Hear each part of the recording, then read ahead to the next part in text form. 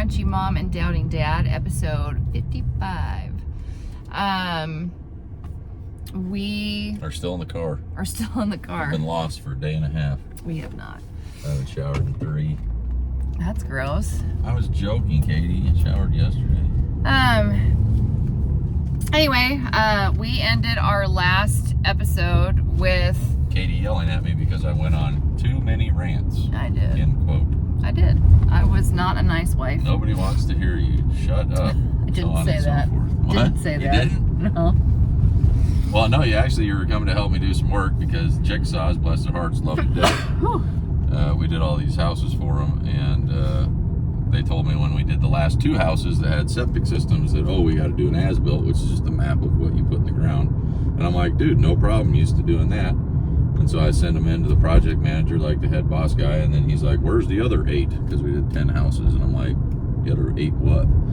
So anyway, apparently they want an as-built map for every single house, even the ones that didn't have septic systems. So Katie was nice enough to come down here with me and be my little, stenographer? Or what do they call that? I don't know. Map maker's assistant? I guess. She took down all the measurements for me, so. And then you wanted to go to Hobby Lobby, and they're closed on Sundays. Yeah, so. You wasted you get nothing out of this other than satisfaction that you helped me today. Which isn't enough for you, is it? What? I'm a good wife, and you know it. I don't get enough credit in this marriage for how good I am to my husband. The best part of being married to Katie is I get to go home, sit in my chair, throw my feet up, and be like, I had to work today. And then she'll be like, she'll make that face. I will. But it's true, I had to work today. Okay. So, I get out of chores. Get out of chores? The 1 or 2 that I do. Here to there. I was gonna say, I do all of the chores. Anyway, we took you through basically some rants on COVID and why we got to the point where we were like, okay, Lord, either sustain us and give us the strength to keep fighting just the lunacy that was in the state of Oregon, or move us. So in 21 of February of 21, that's when Jeff had his Widowmaker removed from his, I don't know, clavicle area, I guess is the good term for it, right? Upper bosom. No, I think, is that the we're not going to term? say that, no. So anyway, right in there. And then that was a long healing process. We already walked you all through that. And then it was after he healed and we were going into summertime, and we were still doing a lot of talking with the neighbors about the compound and all moving together. And the one neighbor was completely out. The other neighbor was like, well, yeah, where are we going? Like, let's pick a state. And then the 4th neighbor was like, no, I'm on a plan, man. Like, I'm going to start my own business, which he and his wife did. And they're like, they've gone gangbusters. Like, they're super busy and we're really proud of them. Like, God's really blessed them. And the neighbors that were ready to move were looking at Georgia, and Georgia just didn't sound appealing to Jeff and I. I was like, yeah, no, I'm not going to Georgia. We told him that we were Jeff had come to me that summer, I think it was, and he had said, where do you want to live? And I said, I have no idea. And I brought up like all the major states that everybody was what they called the COVID migration, right? People were running out of blue states as fast as they could. That's a conspiracy, Katie. Nobody was running. Well, even though California passed legislation to literally tax people after they moved because they were losing so much tax revenue because they can't keep people in their shit state. That's a fact. Sorry, there was another little... I know, you gotta be careful. So anyway, I asked him, I'm like, okay, well then where can I pick to move us to? And because I was looking at Tennessee, I hate the humidity, but I have friends in Florida, and I knew that if we went to one of the cities where they were close to in Florida, I'm like, we would have people that we know. They're also believers. Like, this would be a good thing. So I was really pushing for Florida, and then Jeff looked at me one night, and he was like, we are not going to Florida. It's too humid. And I'm like, okay. Florida could offer you a conservative package if you moved there. You know what I mean? Like 100 acres, a free double wide, and a gun safe full of guns and ammos, and I would still hesitate and probably still ultimately say no to Florida. Like, I'm sorry to anybody that lives in Florida. I've been there. I don't know what more I need to say. I didn't mind Florida. I've It visited is many times with my nasty friends on that live there. Muggy and But either way, I told him, I said, well, then where can I pick? And he was like, well, here. And he Googled something real quick, and he's like, these are the top 5 states that everybody's moving to from a blue state. You're not going there. And it was Florida, Tennessee, Texas, South Dakota, Idaho, and there was a 5th. I don't know.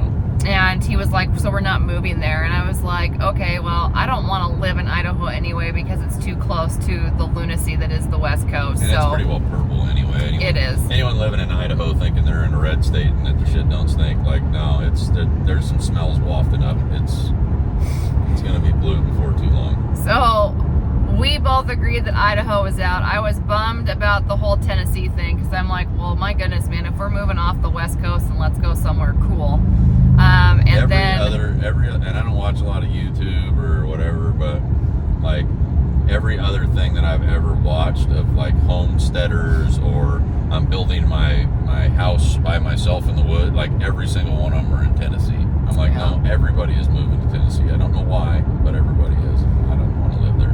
I don't want to live where everybody else is moving. I wanted to be ahead of the curve. So it was, I don't know what the time frame was on it, but one night Jeff looked at me and we were hanging out in the living room and the boys were busy with stuff, and he said, how do you feel about Oklahoma? And I started laughing. Like, I think I like physically snorted and like spit part of my drink out. And then I was like, hear me out. It's where Tiger King's from. And she's like, I'm in. I'm 100% sold. We didn't Those know are that. my people, she said. We did not know that at the time. And I said, no, absolutely not. And he goes, well, why not? And I knew that we were about to get into a huge, like, he's going to question what my reasoning is, and I'm not going to have a reason. I don't know why I'm such an asshole for asking questions. He kind of is. But I'm just asking questions. Like, what if there's an agenda behind it? I'm just asking questions. Whether there's an agenda behind it or not, you shouldn't be afraid of asking questions. I love being asked questions. So anyway, I tell him, no, I don't want to move to Oklahoma. Oklahoma is a dead state. Nobody goes there, and it's hot. Like, I don't want to live in Oklahoma. And he looked at me without skipping a beat, and he goes, and that's why I want to go. And I said, which part? And he goes, because nobody wants to move to Oklahoma. And I said, exactly. And he goes, exactly. Nobody wants to move to Oklahoma. We're not going to have to deal with the crap that we deal with here on the West Coast. And I started laughing. And I have met 100 people since we've been down here. I've met 100 people that have moved back to Oklahoma. I've met one person that has moved to Oklahoma. Yeah, it's true. Like, those are the statistics I like, man. So we continue talking. I don't know how long we talked for, but I realized in that first night, holy crap, he's serious. He wants to move us to Oklahoma. And I just didn't know how I felt about it. So we talked and Oklahoma kept coming up in the conversation, and finally got to the point where it was like, okay, we have to go and visit then. And we agreed that we would drive out because we didn't have the money to fly out and we didn't want to rent a car or anything. So I just got my new truck too and I wanted to break it in. Yes. So we decided that we were going to come out in February of 22. You're also forgetting a key feature is the why we came to where we came in Oklahoma. Oh, so obviously your phones listen to you, right? And we had been talking about Oklahoma so much, and obviously AI and the iPhones all know that Lucas is deaf. Well, we were looking at properties in Southeast Oklahoma. We were looking all over the place. We just didn't know where we wanted to be. And then all of a sudden, one night I get an ad on my phone for a deaf school in Oklahoma, and I'm like, oh yeah, every state in the union has a deaf school, but where is it? And when I looked it up, I was like... Because they were offering free ASL classes. Yes, because they were offering free ASL classes. They were starting because it was fall time. And Jeff said, well, where is it? And I said, it's Sulphur.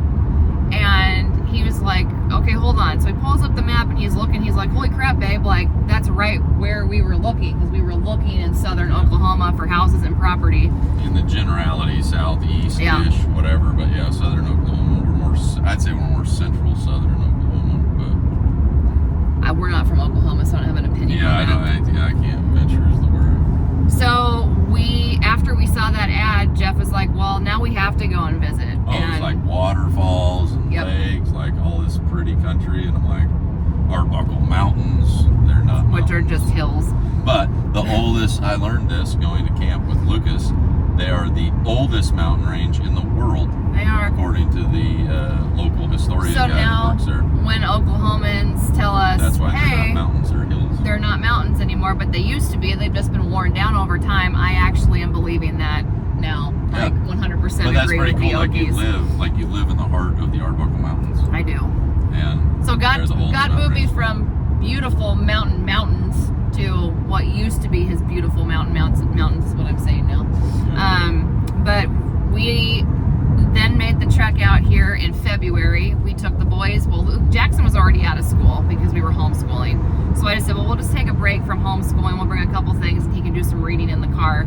And I can't remember why it was a good time to come that week. I think it was just because Lucas... I didn't have a lot of work. You didn't have a lot of work. There was a and break in work for me. And Lucas had a day off or something, so we just figured we'd take him out for the week. And that's what we did. So we drove out from Oregon to Sulphur, and we had a realtor from Norman, and she met us down here. We stayed in Pauls Valley at the Hampton Inn, and we went around and we looked at properties. We checked out Sulphur. Where were we when went to we... the schools. And it was the deaf school. When we were at the deaf school, they told us like, well, hey, it's Wednesday night. You guys should take your boys to kids church. And we were like, seriously? They're like, oh my gosh, yeah, it's a great kids program. So we actually went to the church that we're at right now. That week we were up their here. rattlesnakes though, Oh my too. gosh, So stop it. when the kids actually hold them and do their little chants and stuff, it's not like they're What's actually wrong gonna with get you? hurt. You're horrible. Anyway, so that was kind of cool, and we left them, and they were like, oh my gosh, no, they're great, like sign them in and we'll take care of them and you guys can go have dinner. And we did. We went and had dinner without the boys.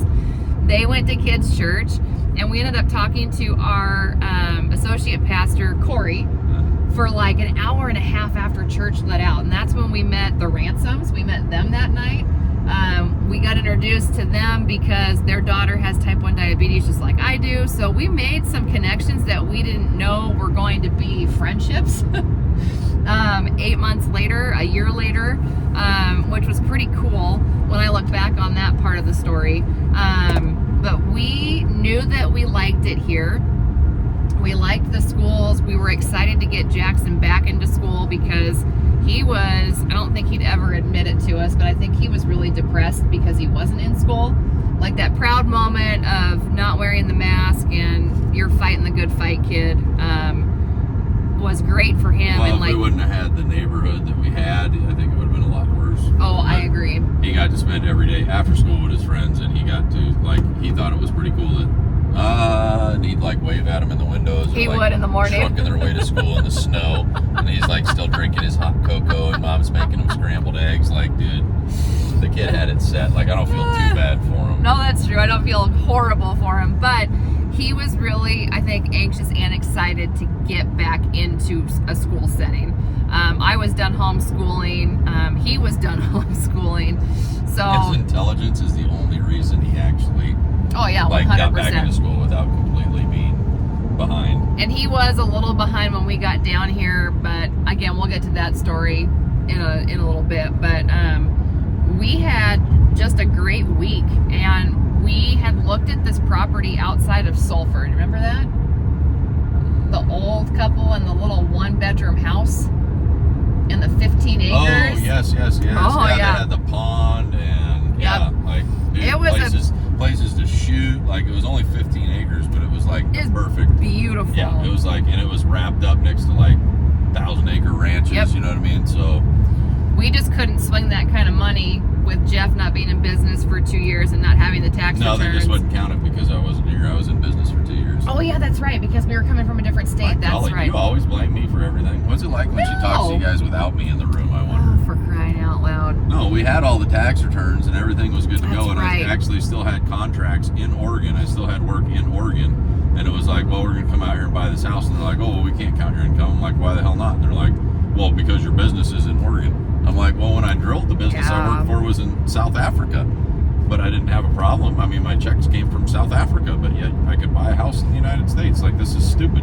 You get screwed if you're self-employed. If you don't know this, learn and figure it out beforehand. I mean, I encourage anyone to start their own business, but they do everything they can to make life as difficult as possible on you because they want you suckling at the teat of big freaking business.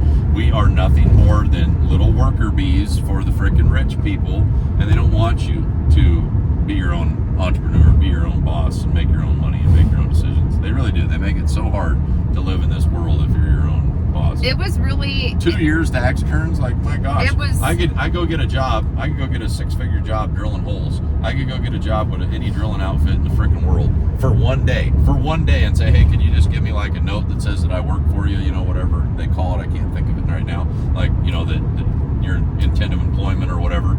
They could write me that letter. I'd go to the bank and get a friggin' $600,000 freaking loan for a mansion, and me and Katie could live it up in the high life. And then I could quit the next day. That's fine. But I have to have 2 full years of tax returns as my own boss. You know what I mean? Like, they set you up so bad. They do not want you to succeed. Are you done? Yeah, maybe. Okay, so it was pretty devastating because we really did like the property, but it was a blessing in disguise as well because it was literally a 1-bedroom house, 1-bathroom house with a tiny little kitchen, and we were going to have to build. It was so much work, But it was already done to rent.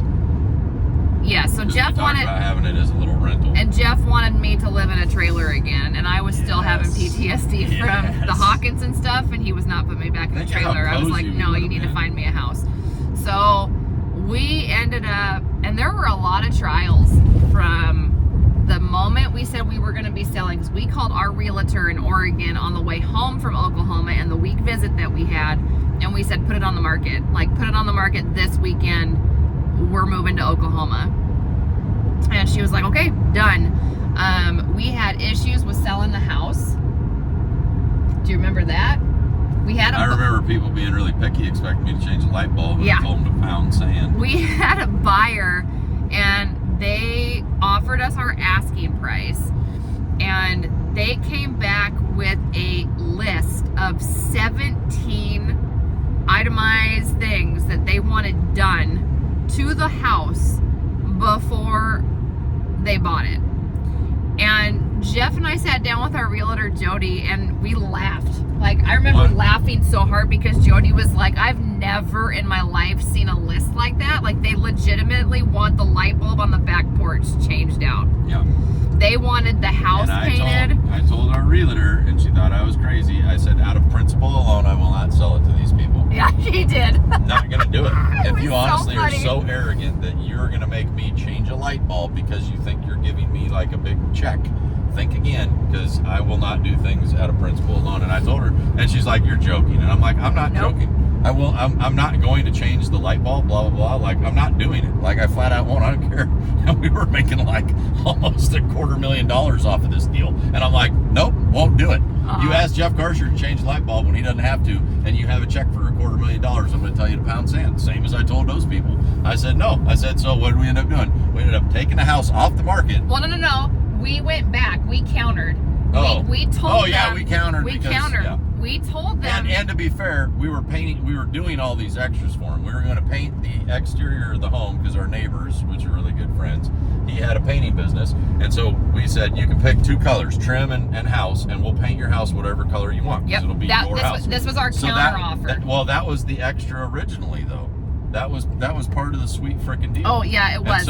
And so then for them to come back and then on top of that ask me to change the light bulb, I'm like, no, you were already getting a sweet frickin' deal for the house, and we were already giving you extras. Like, we're not doing this. So we told them, like, we weren't doing the light bulb, but there were Well, the whole there list. were I think there were 3 things that we said we'd do. We We said we continue with the paint of the house, and there were 2. The roof needed more vent holes cut out.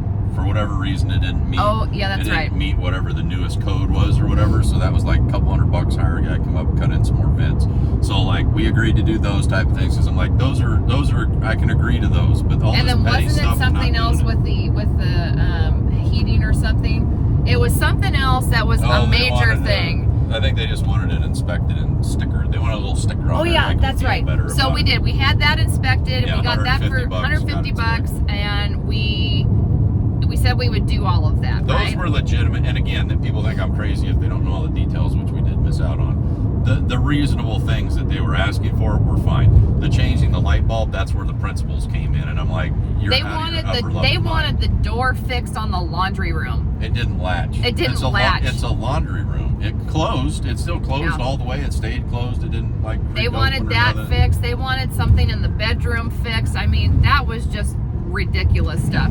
So we countered, and Jody was like, be prepared for them to come back and say no. And Fine with we were me. like, fine with us. I was still kind of like stomach turning because I was like, Oh, dude. you were livid, pissed off. You were like, you wanted that check and you wanted to get. I it did. out of Oregon. I wanted to get out of Oregon, and I was so devastated. I remember Jeff was like, "Well, why don't you call the church that we were at? Because they said if we needed anything, prayer to call them." So I did. I called down there and I asked to talk to Les, and Les was busy. But Pam, our lead head pastor's wife, was like, "Well, what's going on?" She was like, "You sound really upset," and I started crying on the phone, and Pam prayed with me. She said that she would have Les call me. She told me that she'd tell Les what was going on, and that they would just pray that God would work everything out the way he needed to, and that our house would sell if we were truly meant to move to Oklahoma.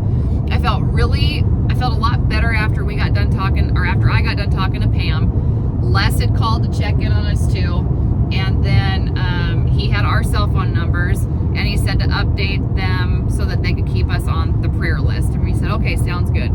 So the couple countered with, we're done with you. Like, we're not going to buy your house. And we were like, sweet. So This Jody, was, at the time, this is one of 3 houses in all of Central Oregon for sale. Like, Yeah. there's no inventory. There's so many Californians and bidding wars and all this stuff. It was like insane. The market at the time was insane. So for them to say that was kind of laughable. And I remember talking with the realtor when we made the decision, if I can get to that part of the story, of we're just going to take it off the market then. We're going to do everything on the list, including changing the light bulb. Then we're going to up the asking price, and we're going to put it back on the market, and we're going to pick the paint color, and we're going to paint the house. And that's so we exactly did everything. what we did. painted the house. We did all the extras. We took like a whole month. It was a whole month. Little electrical thing, like everything was done on that list. we And I redid said, the siding on the house, remember? Like, that was what was damaged too. Yeah, They wanted that was that fixed. So Jody told us, she was like, no, dude, like, you can absolutely take it off the market. Because when she told us that they weren't going to purchase it, we were like, sweet. And I was laughing, saying, watch, we're going to get all this done. They're going to come back and they're going to pay us even more for the house. So they could have just changed their own light bulb and got it for a lot cheaper, but they wanted to keep pushing us. So we painted the house white with black trim. Beautiful. That's what our goal is for the house here in Oklahoma, because I just love how that looks. It's super classy. So we did that to the Redmond house, and like Jeff said, we fixed everything, and we asked Jody, like, well, how much can we put it on the market for now? And she was like, closer to 500,000. And we were like, okay, put it on the market again. So it went back on the market, and we had, I don't know, we had a couple different offers, but they were all below the asking price. And the same people did come back and offer. They did. They offered something less, or no, they never offered. Their realtor came back to our realtor and was like, hey, how many offers are you getting on the house? And she was like, we've gotten a couple already. And she was playing her field and wanted to know what we were getting. And Jody's like, a couple have been below. There's been some right at asking. We haven't got anything over yet, but they fixed everything. Like, the house is move-in ready.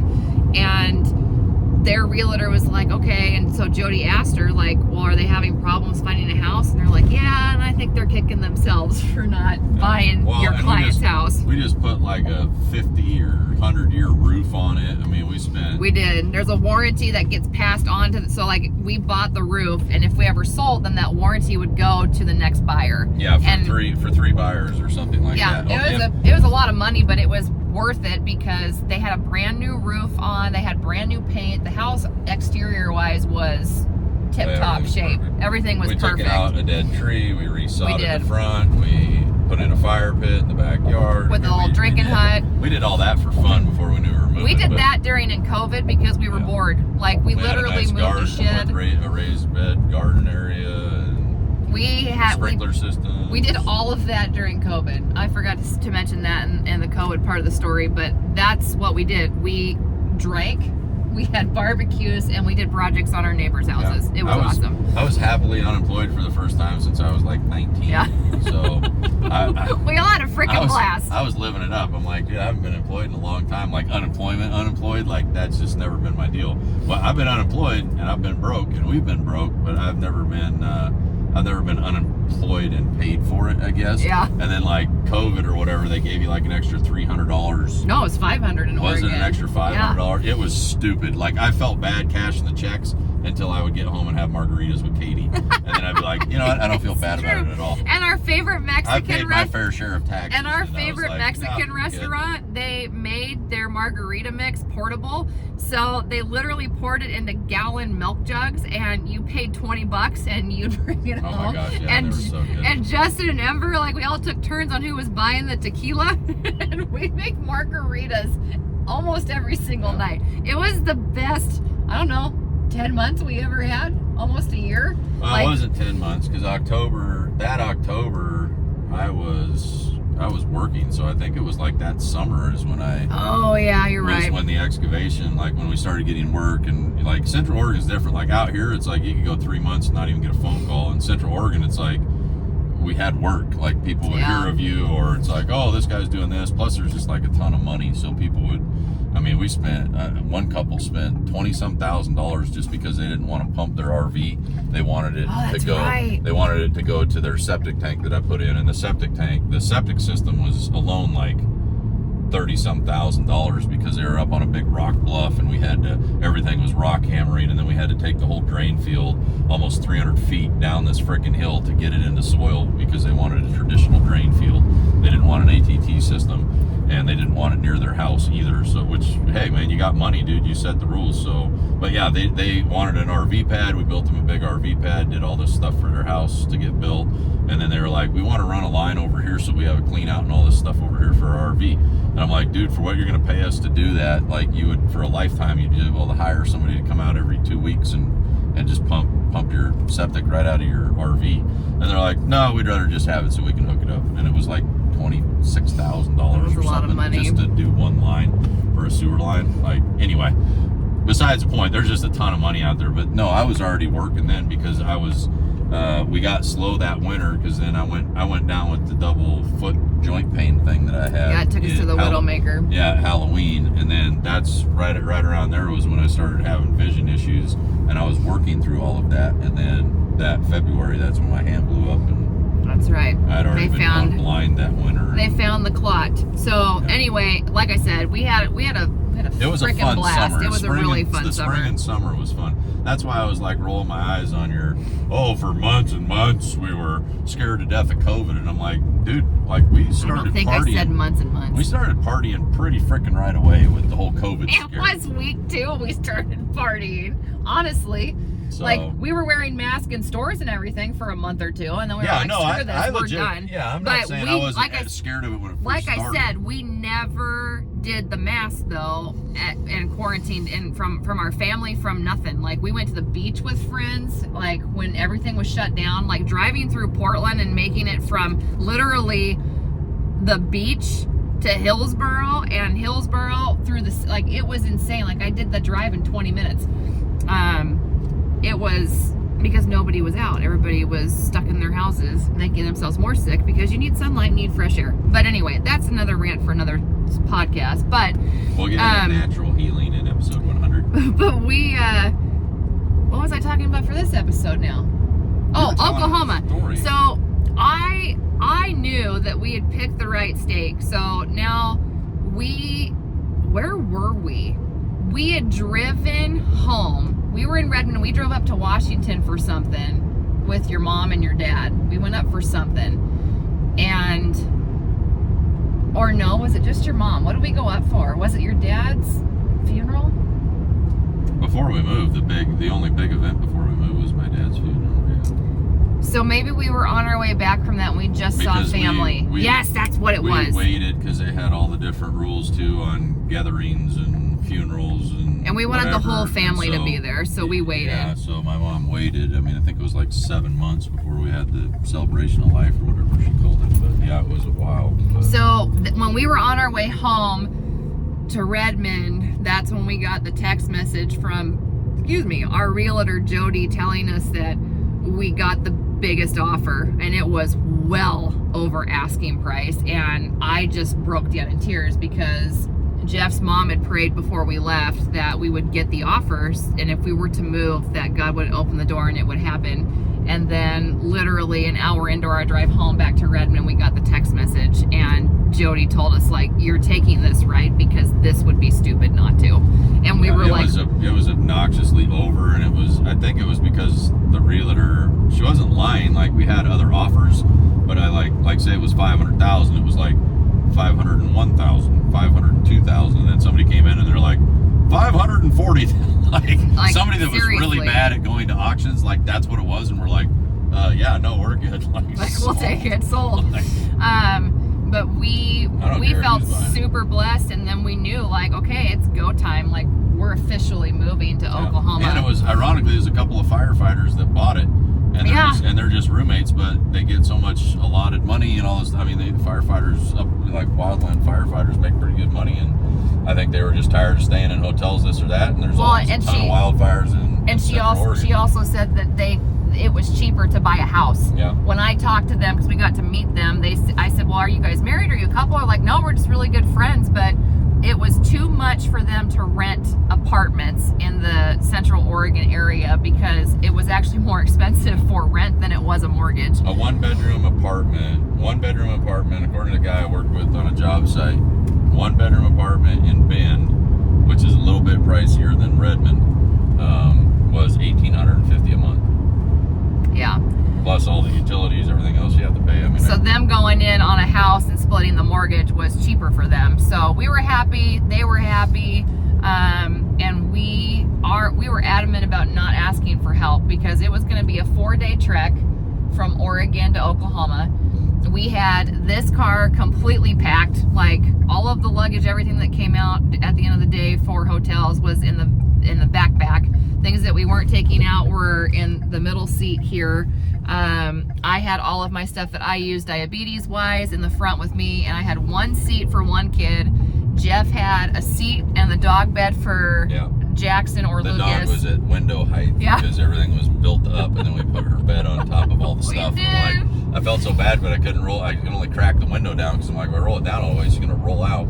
I will post a picture of our Clamp It mobile when this episode airs on our IG account because Jeff had his work truck and we had stuff on the inside on top of the rack. I had a pipe rack, so we went and bolted plywood down on top of it so that it was like a whole other flat area, and it was just like totes and vacuum cleaners and everything, outdoor plants, Katie's rock that we've been towing around from place to place. Well, my great grandfather built the house that I grew up in, and there was a loose stone that he used to build the house with, and I took it and I've always traveled with it, so it's in Oklahoma now.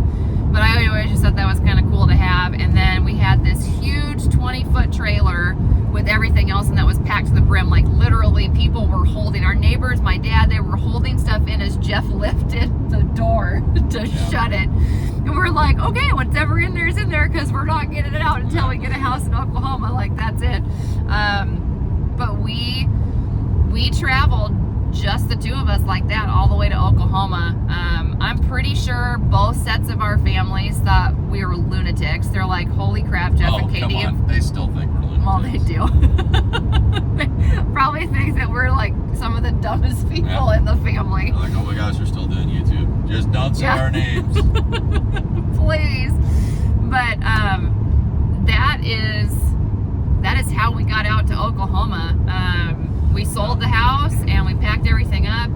I honestly would say we did take a little vacation when we left. I think I had some stuff to do. You had some stuff to do. We did. So we got an Airbnb. little 1 week or 2 week It was vacation. 1 week. 1 week vacation. It Well, was the in a reason why nice we resort in Central But the Oregon. reason why It was we fun. took it was because my brother bought Lucas. He bought all the that's what stuff it for the was. fundraiser, and the prize for the fundraiser was a limo ride. Well, the limo ride was a week after what we wanted to leave. So we sold the house, and the house was turned over on May 3rd, and we couldn't leave until May 9th because Lucas Yeah. had the limo ride, and we were like, dude, let him go out with And the if you've bang. met Lucas, the last thing you want to do is disappoint that kid. Yeah. Because he is just a bundle of joy when he gets his reward or his prize. It's or his true. whatever. So we stayed for the week at the resort in Bend, and we went and had a big bowling night and ice cream and dinner with our cul-de-sac family. That was extremely hard to say goodbye. Like, there were tons of tears and tons of hugs. We got tons of pictures with all the kids together. It was a good closure to us leaving the cul-de-sac. When we sparked it all off, I think there's 2 families left. Yes. For Because we had another family leave after we did. They sold their house and moved and got more property out in Oregon. What else happened in that to kind of wrap up?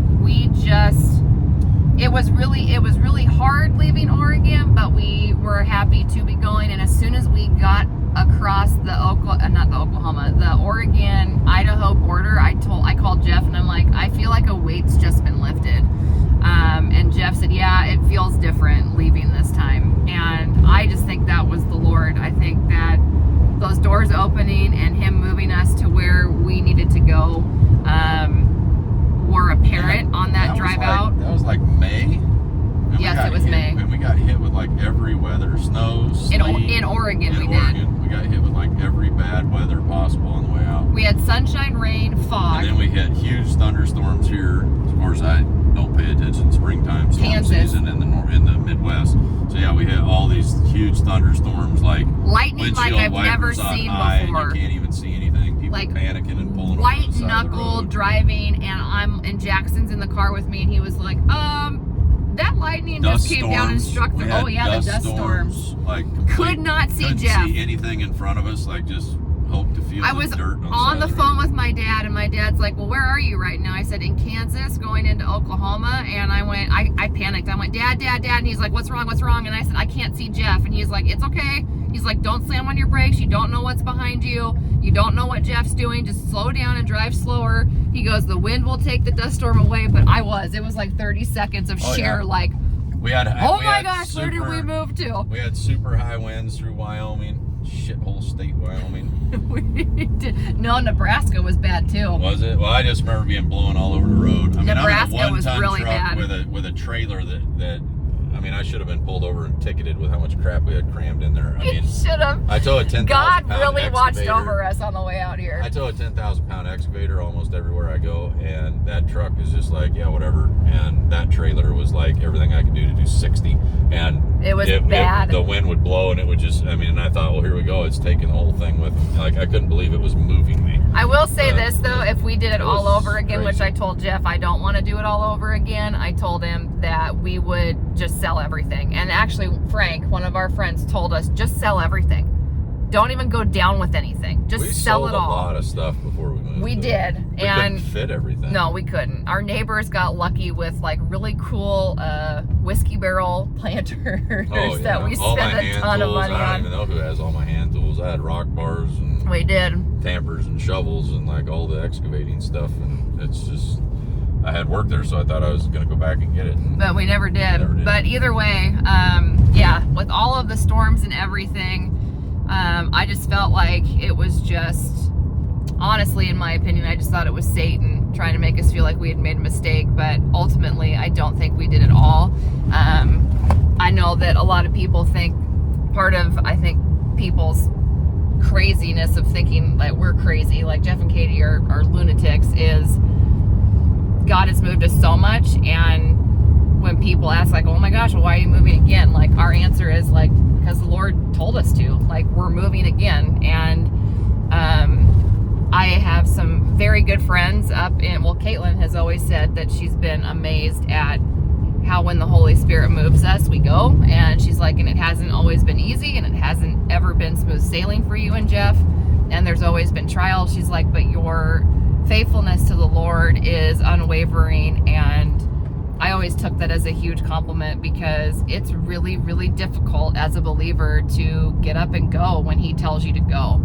And when we both felt the Holy Spirit telling us, like, no, you're leaving Oregon, and when people meet us and they're like, well, wait a minute, you moved to Oklahoma and you didn't know anybody? We're like, yeah. And I think people down here have looked at us like we're lunatics. We're the only people in Oklahoma today that don't have relatives in Oklahoma. I know. Or at least that's actually, what no, I can't say that anymore because my cousin moved down here.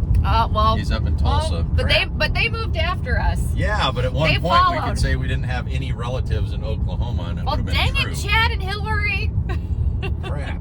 It's okay. We're happy you're here. But We were yes. like the one pure genetic strand of family down here. You know what I mean? and now it's all messed up. Now I got a cousin. He's got kids. But either way, it definitely is part of our testimony, and I don't know what God's plan is here with us down here. We just keep trucking along and doing what we feel like we need to do and asking for his guidance, and that's the story of how we got out to Oklahoma. Good old southern, hot, humid. Snakes need to go back in the ground where they belong. Oklahoma. Bugs Chiggers. hitting you in the face, chiggers, bees all over the place. There's a giant bee swarm at Lucas's football game in a garbage can. Like that stuff back in the day, I'd be like avoiding it like the plague, and now I'm just like, oh, a bee flew in my mouth. You know, Like, or, cool. oh, look at that, a grasshopper stuck in my eye because I'm mowing the lawn, or whatever. You know what I mean? Like, it's just, there's a cicada in my cereal. No big deal. I'll just put It's them fine. outside.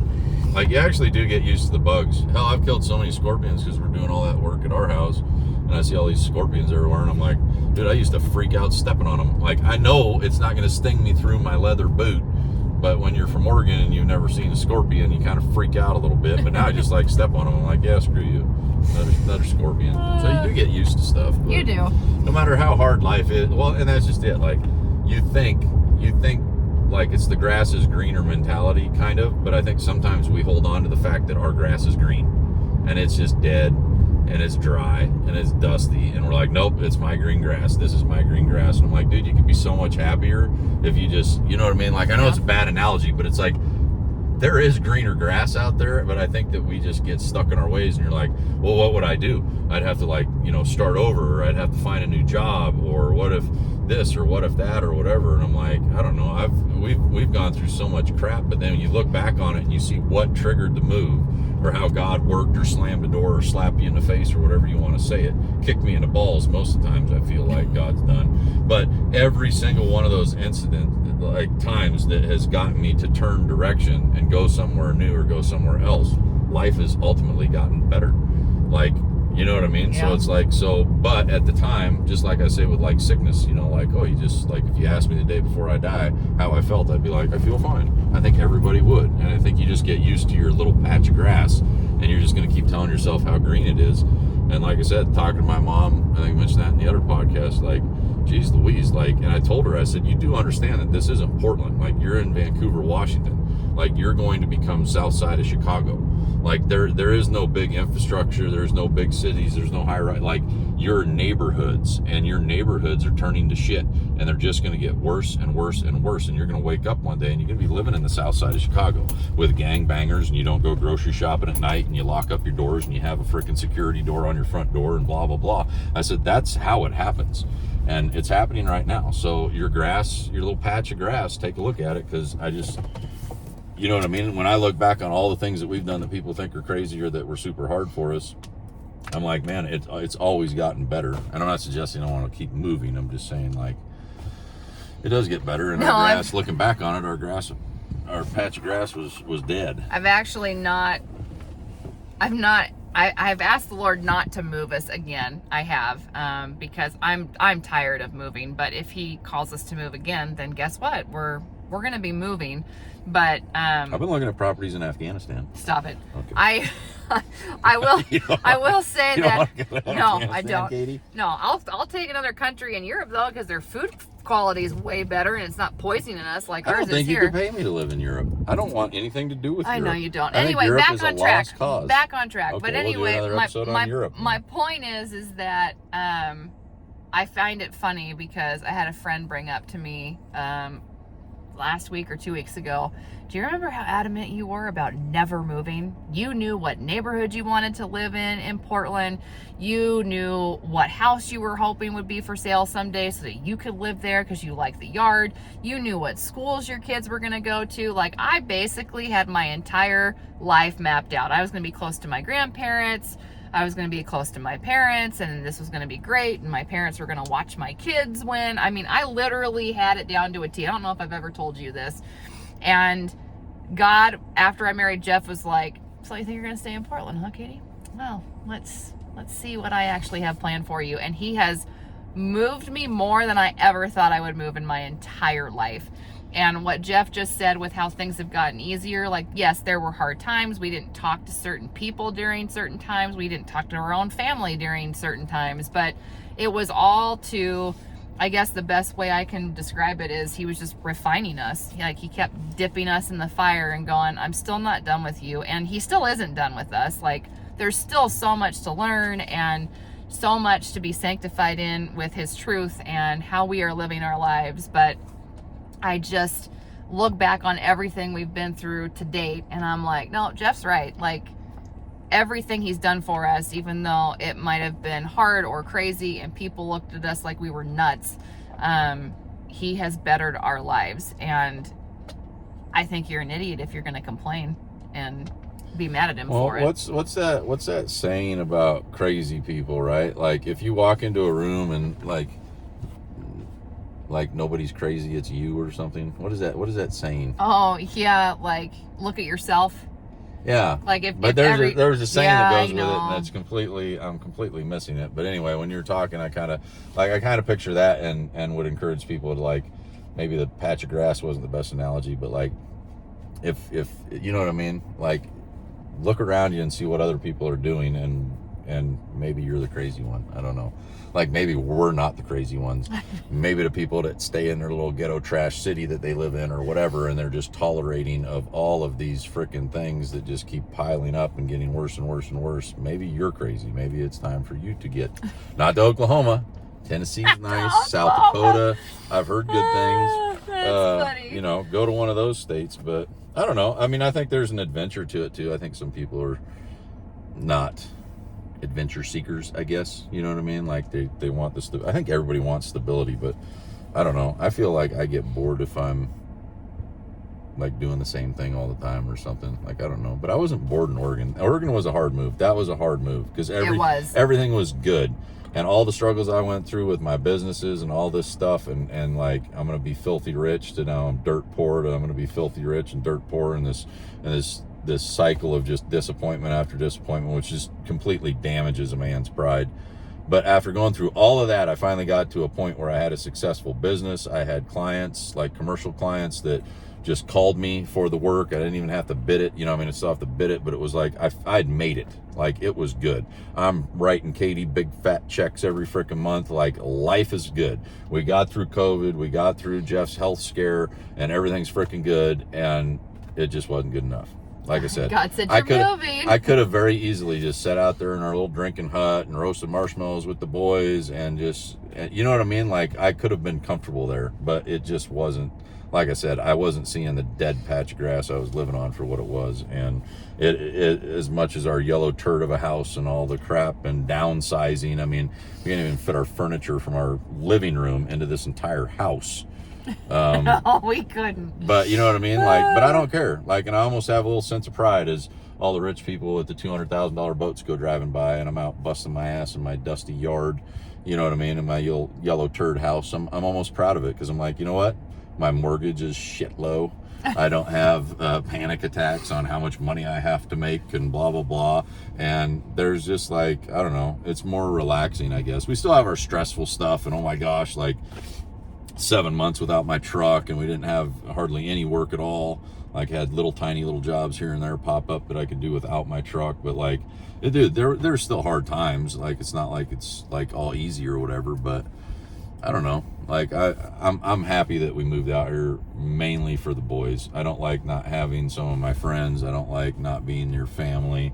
You know, I like going and watching football with my mom and my brothers and my sister, or seeing my nieces and nephews, and you know what I mean. Like we have fun together, and that does suck. And it's not pleasant to be that far away, but like I don't know. On the other side of the coin, life is good.